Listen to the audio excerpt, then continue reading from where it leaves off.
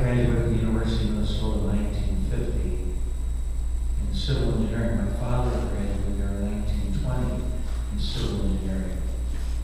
And I was actually in the Navy for 7 years, 4 years as a midshipman at the University of Minnesota in an ROTC program. And then I graduated in June of 50, and 2 weeks later I was in Korea. I spent the next 3 years in Korea, and then my duty was over. I ended up being a lieutenant in the Navy.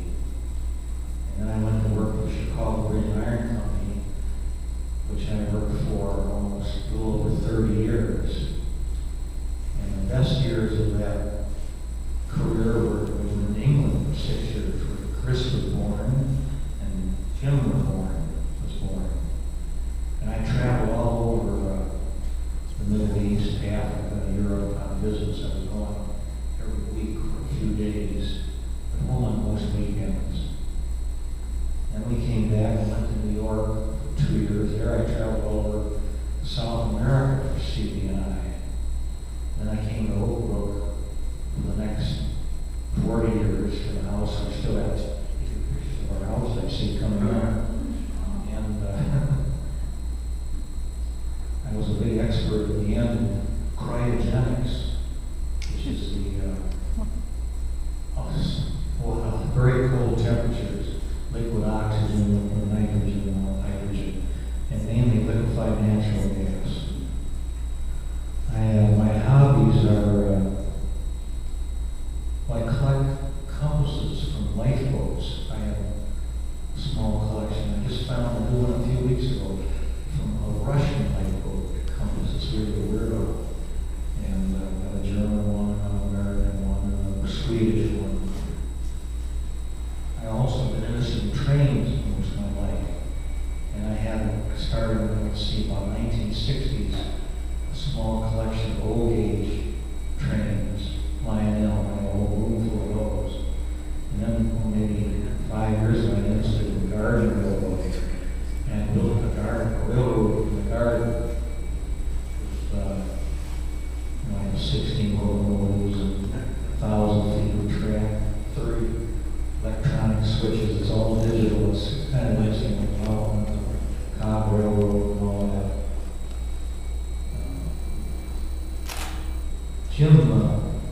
Jim was very interested in cars all his adulthood. And I remember when he was in high school, his car got towed into our driveway. 1969 Chevelle red one. And I was just mad at him about it. I didn't like that piece of junk. Billy told me out of it and let me keep it. And he and a couple of friends got that thing put together. It was all in pieces, the motor, and got it running. And then we sold it. Hoping the guy who bought it would kill himself. It was a muscle car. And that's the same car Jim has restored over the last few years, a 69 Chevelle. And that's a story in itself. And then Jim had not a Corvette. What was it? A blue car. Camaro. And then got involved with all my involvement. Another one of my hobbies, Chris didn't mention it, is sailing. He sailed eventually a Star class boat, Olympic class 2-man keel boat, and we campaigned that all over the country. Won a few regattas and cups of man. 1 year Don was crewing another Star boat in the fleet. Jim worked there a little bit. Don and Chris won the youth championship 1 year, the Green Star was called. And then Chris went on much more sailing after that, like the International 14, very high tech, 2-man boat with trapeze and all that stuff, carbon fibers. And then did he win the West Coast? Win the national champions 1 year? Yeah. And that was pretty good. Sailed the World Championship. World Championship down in South Africa. And then he got into 505.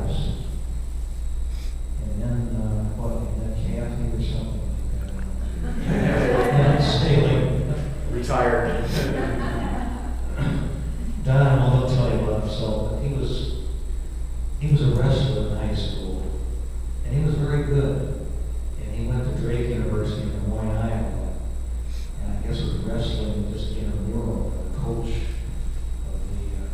of our varsity saw him and said, "Hey, how about Prince joining the team?" Which he didn't do.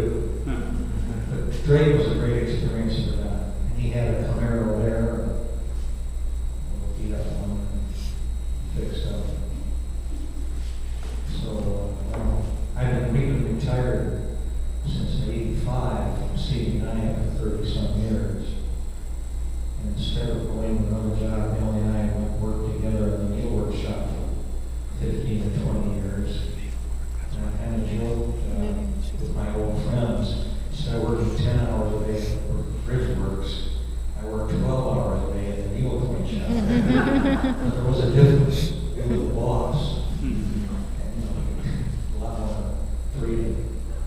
And then since then, I've been very busy doing a lot of handyman. I'm sort of an electrician. I do a lot of electrical work for people, things in the area.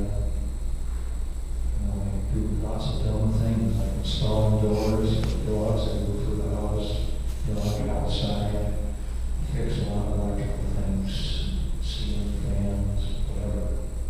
Just spent last week helping a Dr. Hamill restore a house. He wanted to put up for rent. I guess he rented it for $1,900 a month. Pretty nice place. So the turnover down, you can go back a few more years.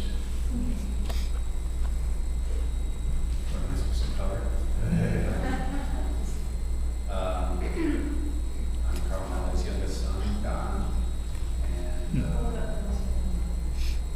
I'm 46 years old. And I don't know if I'm covering something Karen covered, but when my dad said I went to Drake University, graduated in 1985, and then soon after that I moved to California and I lived there for 15 years. And that's where I met Karen at our place of employment, which was Hughes Aircraft at the time. And I've been in the aerospace industry or the defense industry for pretty much my whole career. And I'm still in the defense industry now. I work for Hughes Aircraft Company, and then I work for McDonnell Douglas, who was bought by Boeing. And then the last five and a half years I've worked for Northrop Grumman. And I'm a proposal manager. I work in the pricing department. I do government, big proposals to the government for aircraft systems. So the fun stuff that I like to do. My favorite thing to do is surfing, board surfing, like in the ocean. Like, believe it or not, you can actually find that on Lake Michigan. I discovered it. I haven't done it as much in the last, say, year and a half. Because work gets in the way. But, and then my other passion is bicycling, and bicycle racing. And did you mention my shoulder? No. I crashed 4 weeks ago pretty hard and separated my shoulder, so I just got my sling off like 3 days ago. So you see a crooked shoulder here that's battle damage from that. So I'm hoping to get back on the bike in a week or so. Didn't you win the races? You won a race last year and you played. I didn't win it. Yeah, I won a race last year, and so that was a pretty big thrill. So I raced in college, not on a cycling team, but just on individually for as an amateur. And I got my best finish was second place, 26 years ago. So I started racing again, and I finally won one. Last year was a big monkey getting off my back. Because I kept thinking about that second place for that long, thinking about how I let that one go away. So it's good to be back in the Midwest, and it's a lot of fun. Sorry I was late.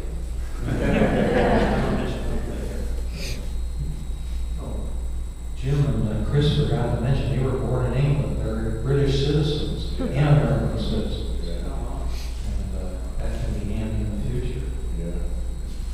I guess, Chris, you have a British I have a passport. passport, yeah.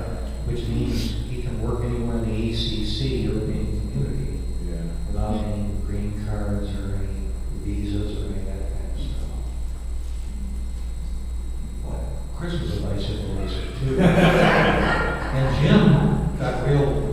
big into triathlons for a couple of years. You should have seen him. He weighed, how much, 105 pounds or something. And he did pretty well. He run for 5 kilometers.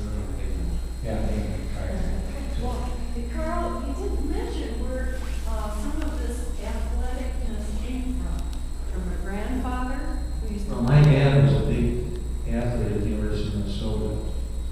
He won 3 letters a year for 4 years consecutively. Football, hockey, and track. And then he played 7 years of professional football. He was with the Chicago Bears 1 year, the Chicago Cardinals a couple of years, and then a few other teams. And he never wanted me to be an athlete. He taught us to play tennis. That's about it. He got all racked up his knees and his nose and stuff. Well, the football, professional football was a lot different then. They had a full-time job during the week. And on Saturdays they practiced, and on Sundays they played the game. Got like $75 a game, which back in 1920 was pretty good money, I guess. And they wore leather helmets. Yeah, right. And then they had special teams. They played left end. They were in the whole game unless they got injured. He knew George Halas and a lot of famous guys from those years. He took me to a lot of football games,